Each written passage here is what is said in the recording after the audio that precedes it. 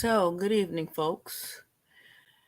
Today is Friday, August 7th, 2020, and I was inspired to do this video because every morning I read this book titled Acts of Faith.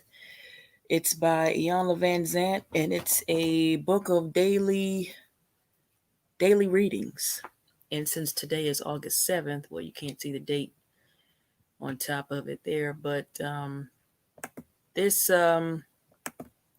what I read today resonated with me because it's talking about how your mate or your significant other is actually your mirror.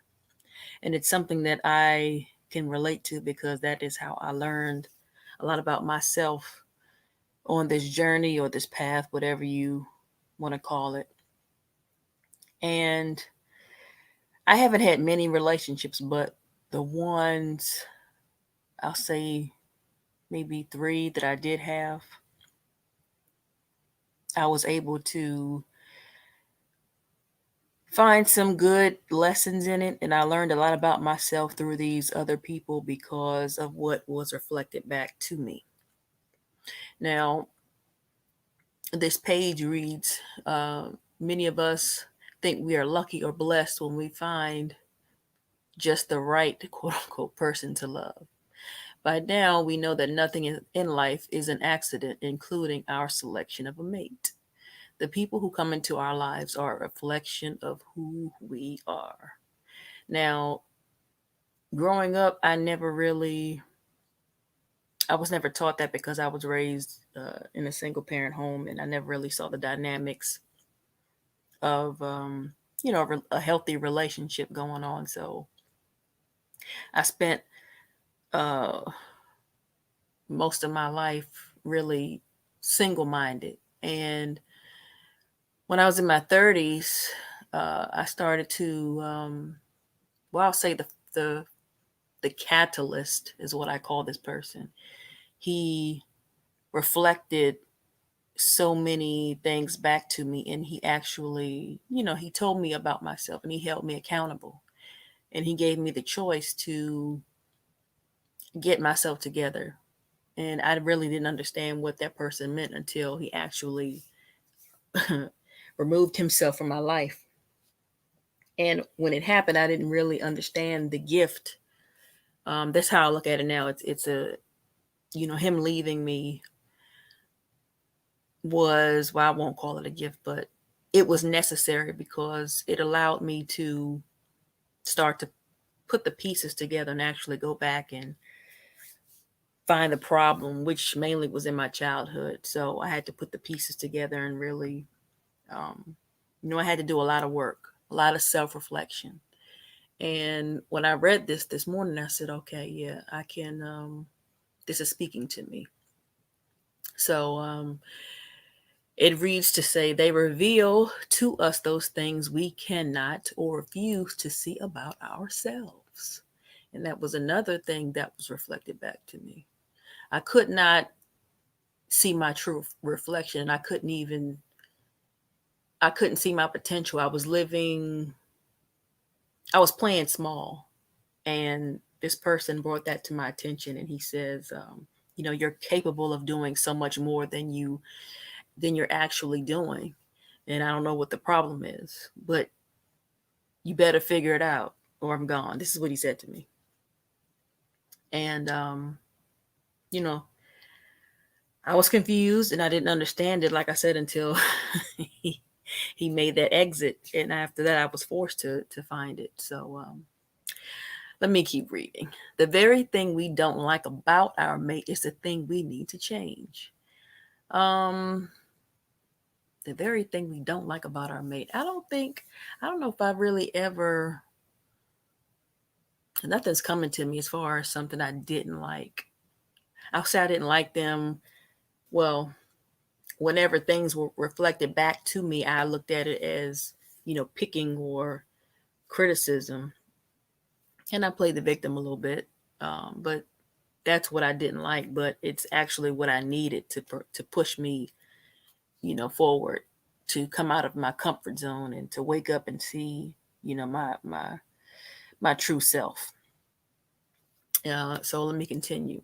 The thing we love about that other person is the hidden, undeveloped, or unrecognized asset that we have. Now, that's important too. We can only draw to us those people who are on our ray, our level of energy and development.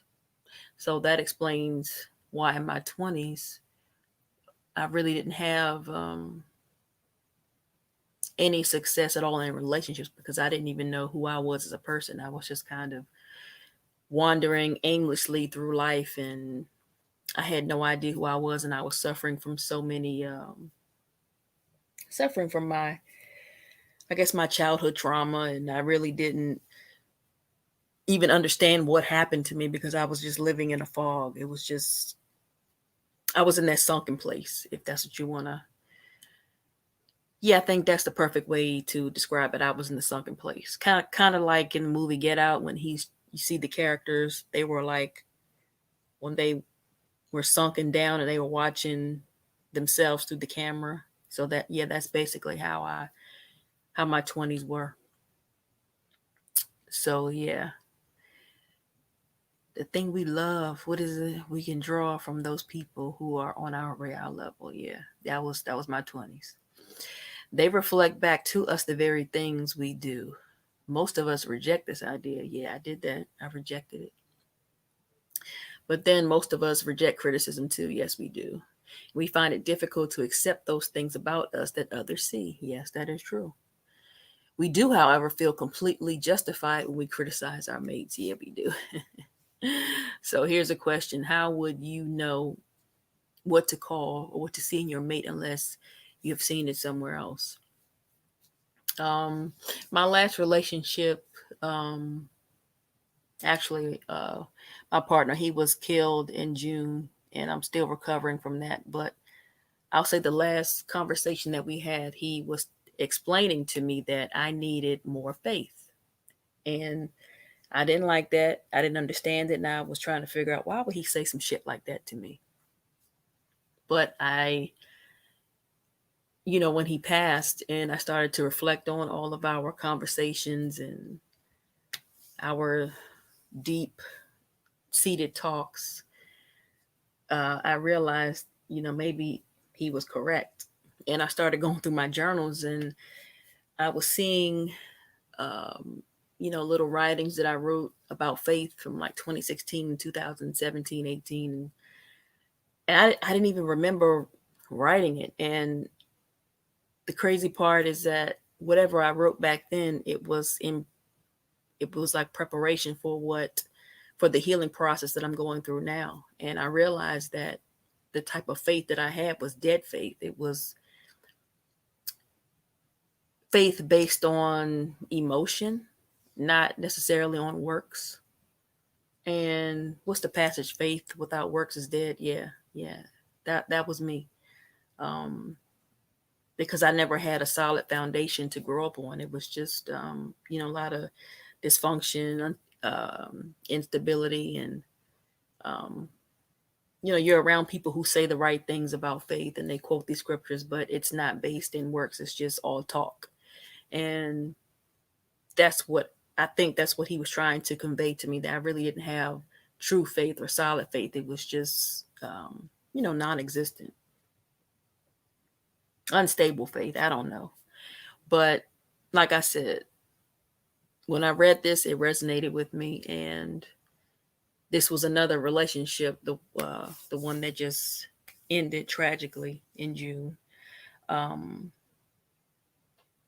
yeah, the relationship was really, it was a reflection. My partner was my mirror, and I learned so much from him. And I miss him terribly. I wish he was still here, um, because yeah, he was my partner, but he was like an excellent teacher, a guide, a mentor, everything. So we were like, friends and lovers, and that's hard to come by. You don't find that every day. So that's a one in a million once in a lifetime kind of thing. And it's a great loss to me. And yeah, it was another lesson for me, another experience. And I just wanted to share that with share this on my channel because I was inspired to do it. And I figured, well, I'm sitting here, it's a Friday night, I'm not doing shit, so yeah, I can talk to the people, I can share my voice and my thoughts and get all of this stuff off of my chest. And it's good because it's helping me through the healing process. So um the next time I get inspired to do something else, I'm going to jump back on here and do some more talking. So you all have a good night, a good day, a good whatever, and I will see you on the next broadcast.